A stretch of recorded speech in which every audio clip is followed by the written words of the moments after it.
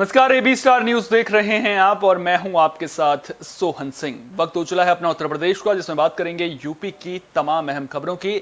शुरुआत करेंगे मथुरा की खबर के साथ में। दरअसल मथुरा में कोर्ट ने 10 आरोपियों को आजीवन कारावास की सजा सुनाई है। उन पर दोष सिद्ध हो गया था, जिसके बाद इन दोषियों को आजीवन कारावास की सजा सुनाई गई है। एडीजे 7th संजय चौधरी ने अपहरण के मामले में 10 दोषियों को आजीवन कारावास की सजा सुनाई है। इसके साथ ही कोर्ट ने सभी दोषियों पर 10-10 हजार रुपए का आर्थिक दंड भी लगाया है। इस मामले में वांछित एक आरोपी फरार चल रहा है, जिसके खिलाफ कोर्ट ने वारंट जारी किया है। साल 2006 में दिन दहाड़े ऑडिटर के पद पर तैनात कर्मचारी का बुरा गैंग के सदस्यों ने अपहरण कर लिया था, जिसके बाद अपहरणकर्ताओं ने 70 लाख रुपए की फिरौती मांगी थी और 4 लाख रुपए में विनोद शंकर शर्मा को छोड़ा गया था। कोर्ट ने 16 साल बाद आरोपियों के खिलाफ कठोर कारावास की सजा सुनाई है। तो मथुरा से यह खबर सामने आ रही है, जहां 10 दोषियों को आजीवन कारावास की सजा सुनाई गई है।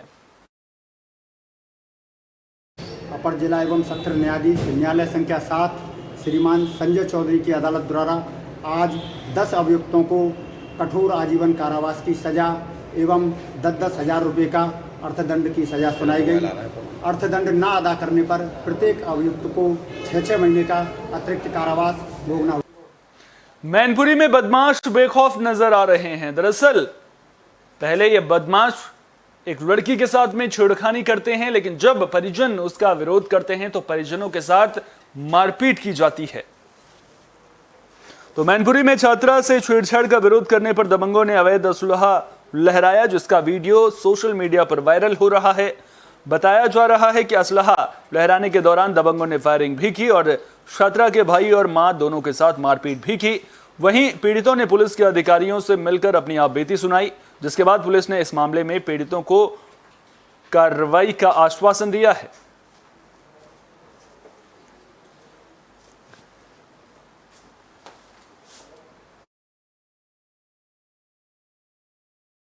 अभिषेक नाम का लड़का है, वो मुझे परेशान करता है, स्कूल जाने से मना करता है।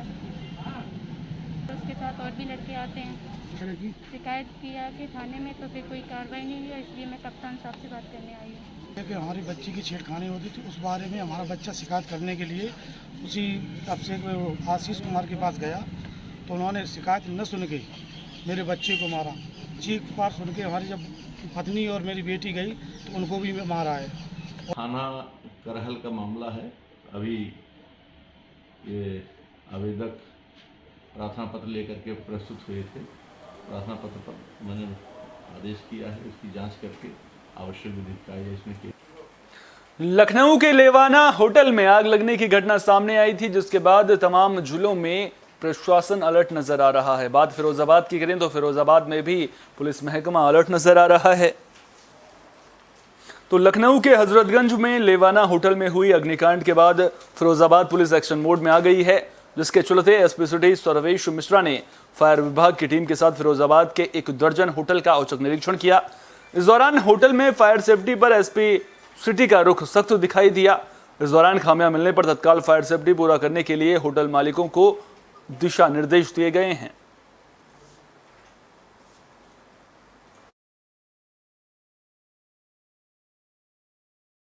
लखनऊ में हुई होटल में जो दुर्घटना हुई थी, उसके संबंध में मुख्यालय स्तर से सभी जिलों को निर्देश निर्गत किया गया है कि 3 दिनों तक एक अभियान चलाया गया, जिसमें होटल, मॉल्स और स्कूल, कॉलेज हैं, सभी जगह के फायर सेफ्टी के जितने भी उपकरण हैं उन्हें चेक किया।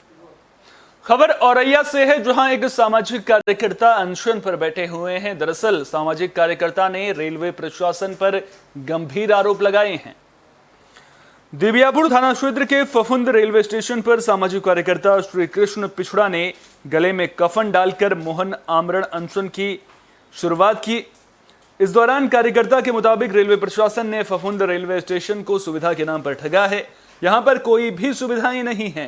ट्रेन रुकने के नाम पर यहां पर जनता को छुड़ा गया है। अगर रेलवे के सक्षम अधिकारी आकर पुरानी मांगों को नहीं मानते हैं तो यह अनशन जारी रहेगा।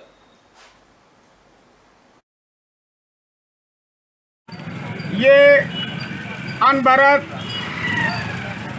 मौन अनशन गांधीवादी आंदोलन चलेगा। और वो क्यों चलेगा, इस पर ये जो सक्षम अधिकारी हैं जो बैठे हैं रेल प्रशासन में, वो सब जानते हैं। फफूंद रेलवे स्टेशन 13 करोड़ सालाना की इनकम का स्टेशन है, फिर भी ये सुविधाओं से वंचित क्यों है? ये केवल सफ़ेद हाथी जो दिखाई दे रहे हैं, इतने करोड़ आमदनी का स्टेशन और आंसू बहा। उधर बदायूं से एक हैरान करने वाला मामला सामने आया है। दरअसल बंदरों की हत्या की गई है और बंदरों की हत्या कर शव को फेंक दिया गया है, जिसका वीडियो सोशल मीडिया पर जमकर वायरल हो रहा है। बंदरों की संख्या 7 बताई जा रही है। किसी के हाथ बंधे हुए हैं तो किसी की आंखों पर काले रंग का ऑयल पड़ा दिख रहा है।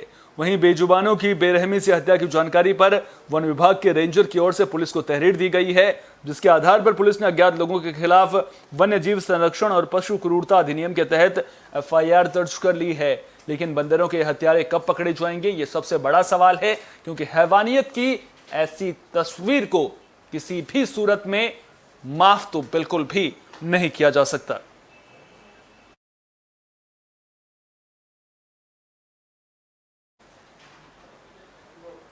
बात संभल की कर लेते हैं। दरअसल संभल में लोगों की रातों की नींदें उड़ी हुई हैं। चोरी की वारदातों में लगातार इजाफा देखने को मिल रहा है।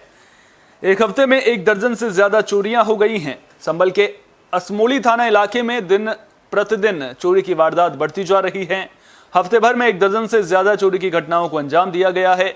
इसी कड़ी में ताजा मामला गांव सैधरी तेलीपुरा से सामने आया है, जहां अज्ञात चोरों ने विजेंद्र सिंह, मुशाहिद और पुत्तन के घरों को निशाना बनाया और सोना चांदी के जेवर समेत हजारों रुपए कैश लेकर फरार हो गए। जिसके बाद पीड़ित विजेंद्र सिंह ने बताया कि उनके घर सोना चांदी जेवर समेत 13,000 चोरी हुए हैं। वहीं दूसरी ओर पीड़ित मुशाहिद ने बताया कि उनके घर से सोना चांदी के जेवर समेत 4 किलो देसी घी और 50,000 रुपए चोरी हुए हैं। वहीं पीड़ित पुत्तन ने बताया कि उनके घर में भी चोरी की कोशिश की गई, लेकिन सुरक्षा की वजह से चोर वहां से भाग गए। उनका कोई सामान नहीं गया है।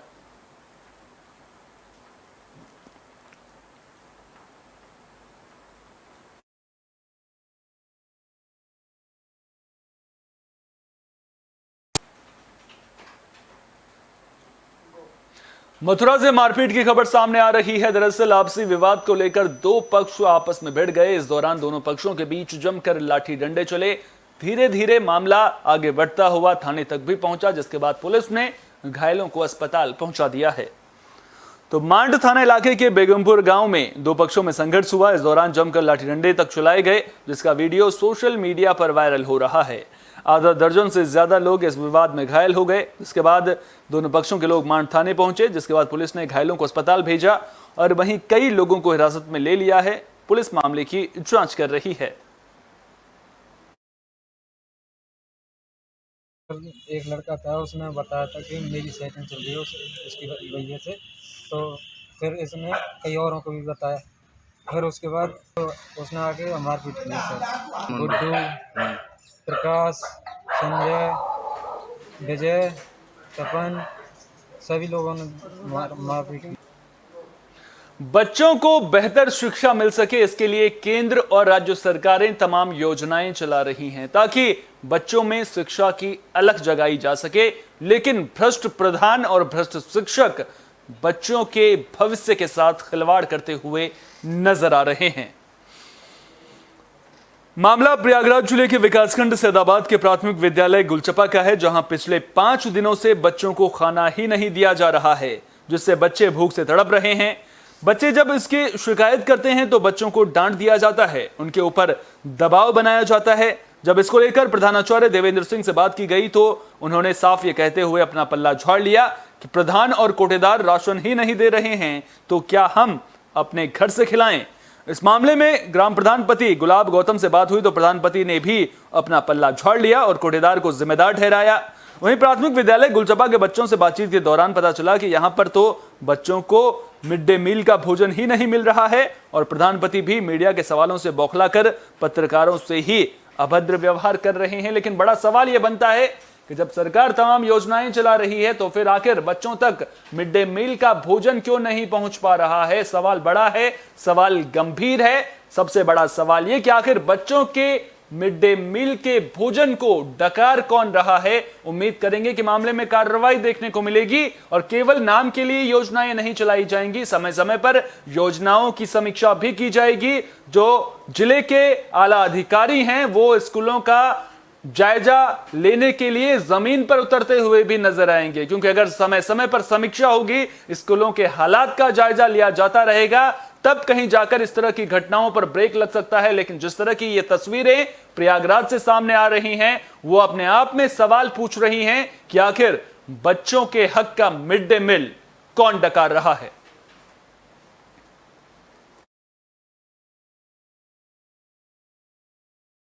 ये हमारे हेड सर हैं प्रतिवेंद्र सिंह जी हैं। ये जो है भोजन के लिए 2 तारीख से भोजन हमारे यहाँ नहीं बन रहा है। इसमें इन्होंने कोटेदार को सूचना से मतलब फोन द्वारा इनसे बात किया था, तो उन्होंने कहा कि राशन उपलब्ध नहीं है, इसीलिए भोजन नहीं बन रहा है। फिर इन्होंने प्रधान को सूचना दिया, प्रधान और कोटेदार का कुछ आपस में विवाद हुआ है, ये हम लोगों को पता है, उसके थ्रू भोजन नहीं बन रहा है।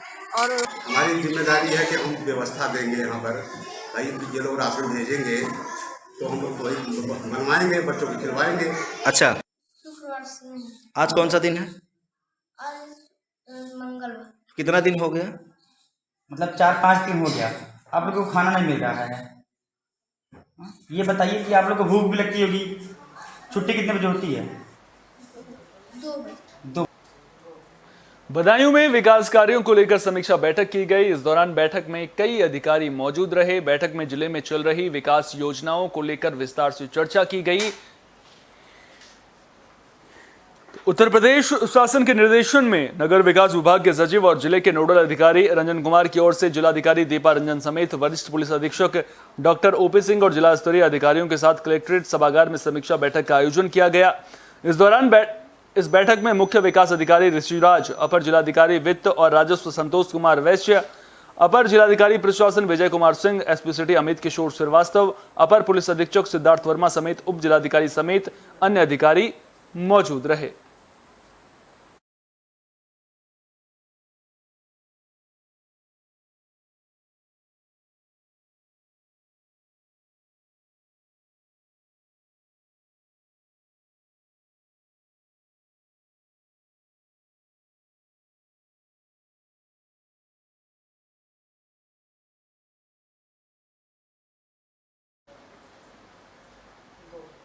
फर्रुखाबाद के एक नर्सिंग होम में प्रसूताओं की जिंदगी से खिलवाड़ करने का मामला सामने आया है। जैसे ही प्रशासन को इसकी जानकारी मिली, तमाम अधिकारी एक्टिव मोड में आ गए। तो कमालगंज क्षेत्र के रेहान नर्सिंग होम में प्रसूताओं के जीवन से खिलवाड़ करने का मामला सामने आया है, जिसके बाद मामले पर संज्ञान लेते हुए मुख्य चिकित्सा अधिकारी अलर्ट मोड पर आ गए और चिकित्सा अधिकारी ने एसीएमओ को भेजकर जांच कराई। वहीं डिप्टी सीएमओ ने अनियमितताओं के आधार पर रेहान नर्सिंग होम को मौके पर ही सीज कर दिया है।